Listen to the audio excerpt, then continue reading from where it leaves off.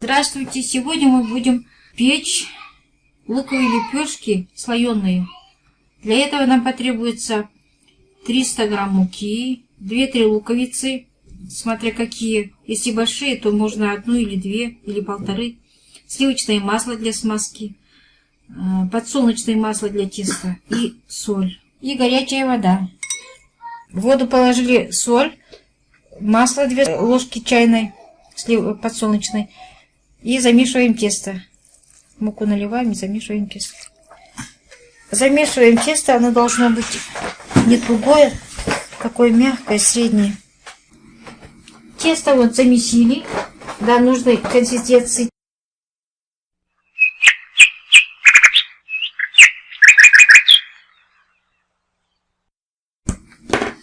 Так, вот у нас сколько? 2, 3, 4, 5, 9 кружочков. И оставляем на 20 минут отдыхать тесто. Теперь пол чайной ложки ложим соль в лук. Перемешиваем лук. Пока тесто дойдет, соль питается. Тесто раскатываем на тонкие лепешечки. Смазываем маслом комнатной температуры, которая была. Кладем лук, начинку по всему кружку. Вот. Раскатываем. Скачиваем в рулетике.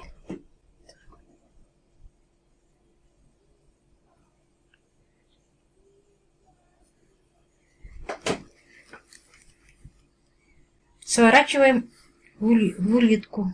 Каждую лепешечку таким образом сворачиваем и оставляем в холодильник на 15-20 минут, чтобы масло застыло.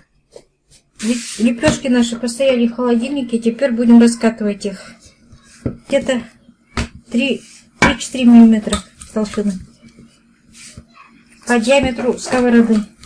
Сковороду надо смазывать солнечным маслом или сливочным. Это 3-4 минуты. Держим.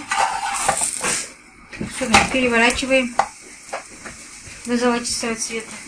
Каждая сторона лепешки по 3-4 минуты. Вот наши луковые лепешки спеклись. Сейчас пробуем, как они у нас получились.